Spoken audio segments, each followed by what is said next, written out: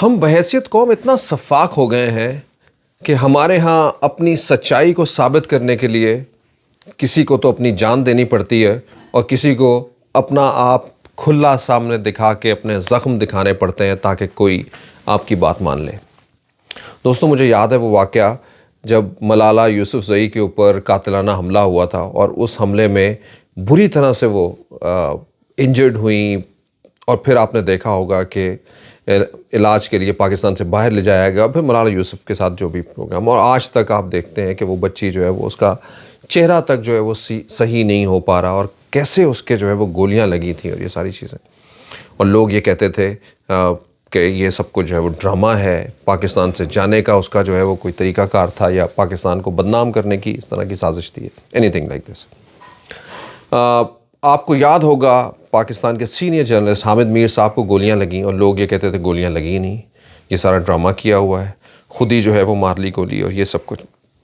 यानी उसको तस्लीम नहीं कर रहे थे। और फिर हामिद मीर को किस तरह से ना सिर्फ अपना आप दिखाना पड़ा, पता कितना महीने जो है वो अपना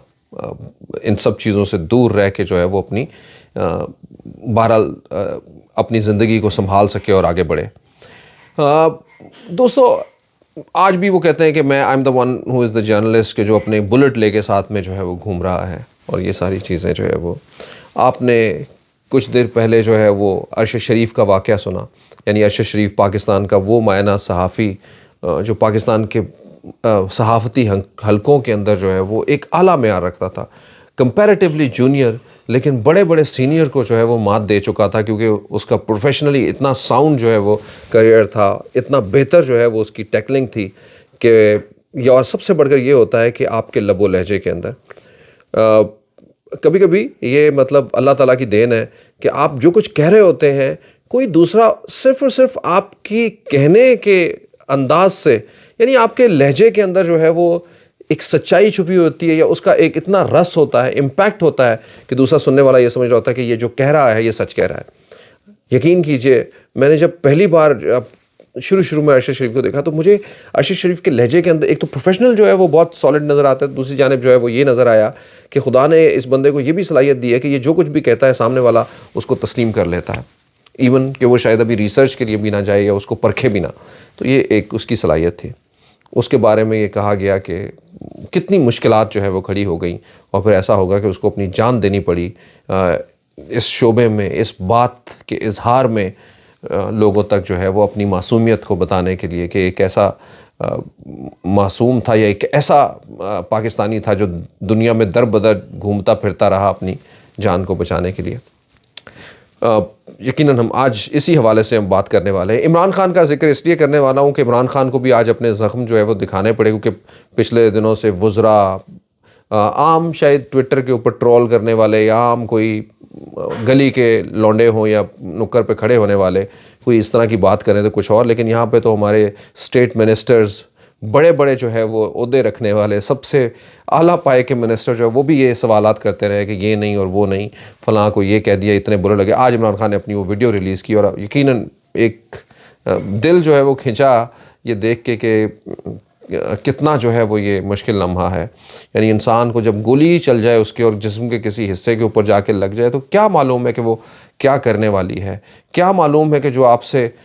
कोसों फासलों के ऊपर खड़ा है उसके हाथ से निकलने वाली गोली जो है वो आपके दिल को, आपके दिमाग, सीने को या फिर आपकी टांग को छुएगी। वो उसका टारगेट तो यकीनन जो है वो आप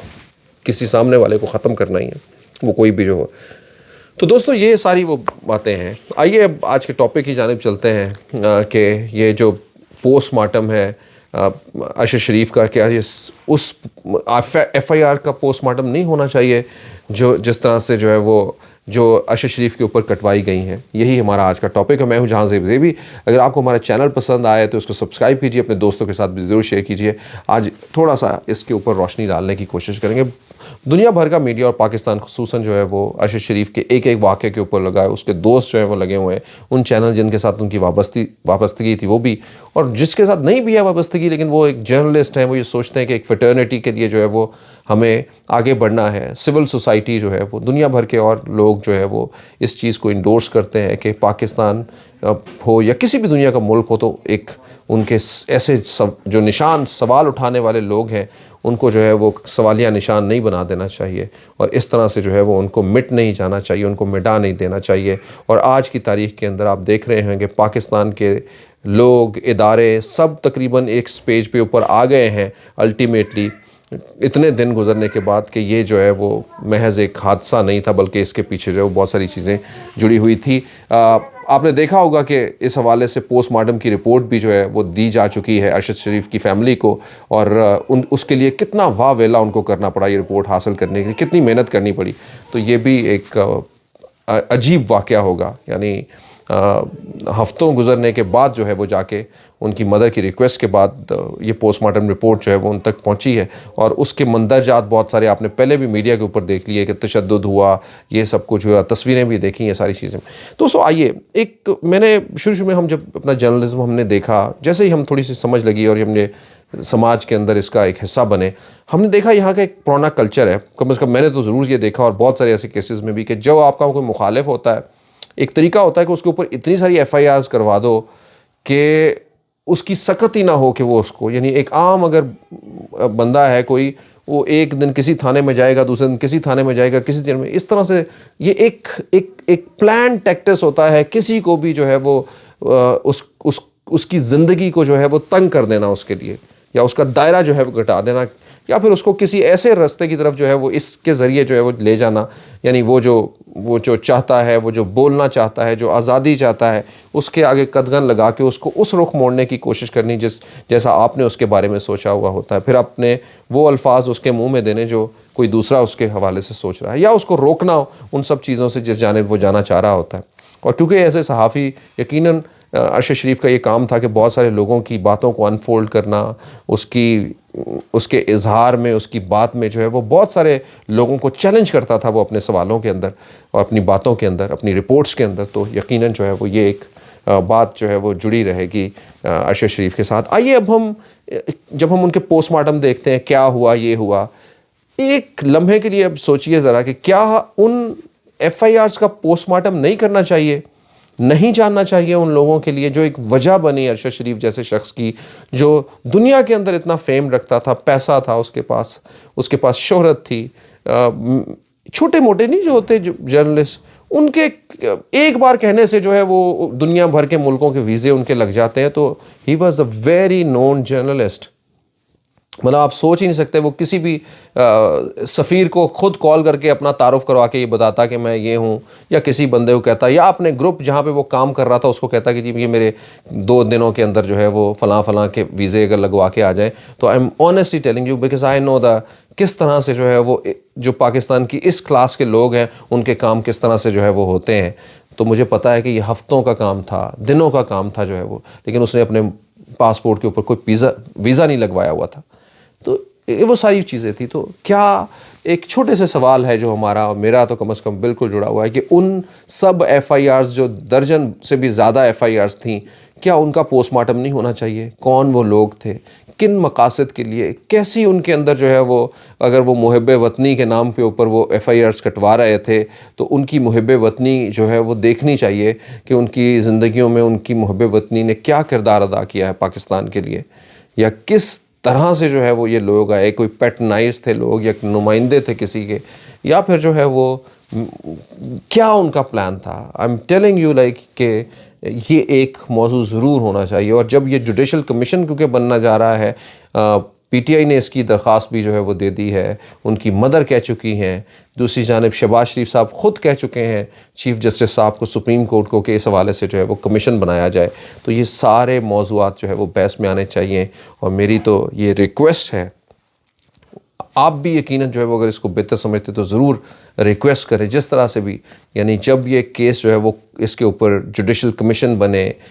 और जो लोग इसकी इंक्वायरी कर रहे हैं कि उनके दायरा इख्तियार को जो है वो इस तरह से खोला जाए कि इन FIRs का भी पोस्टमार्टम किया जाए, जाना जाए कि इसकी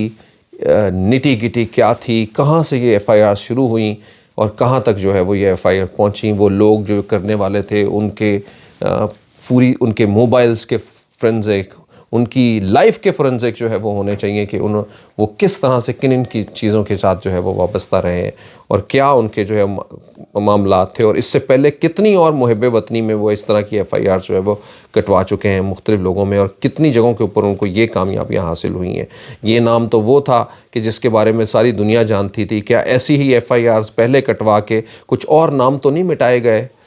जो हमें मालूम ही ना हो कि वो भी इस दुनिया में ना रहे हों या इससे पहले कुछ ऐसा हो गया? So this is all about, ladies and gentleman, I believe like this has to be the first question to anyone like who is dealing rest of the case side by side, कि वो दूसरी चीज़ों में दूसरे लोगों से, shooter से लेके, जैसे अब तहकीकाती टीम ने बता दिया कि वो शूटर जिसने गोलियां मारी थी और जिससे कहा जाता था कि हमें भी गोली, क्योंकि बहुत सारे बयान जो है वो तब्दील हुए। पहले ये कहते थे मिस्टेकन आइडेंटिटी से हो गया ये, फिर कहते जी उस गाड़ी से भी हमें गोली मारी गई तो हमारा एक बंदे का हाथ ज़ख्मी हुआ। अब वो जो खोल जो है वो ये भी बताते हैं कि जिस साख्त के वो खोल हैं या गोलियों के, वो उस कंपनी के हैं जो कीनिया की अफवाज को, वहाँ की जो फोर्सेस हैं उनको जो है वो असला फराहम करते हैं वो लोग। So it's a very complicated जो है वो केस, but has to be unfold by hook and crook for the legacy of the Pakistan, for the people of the Pakistan. आप सब लोगों का हमें देखने का, सुनने का बहुत बहुत शुक्रिया। पाकिस्तान जिंदाबाद।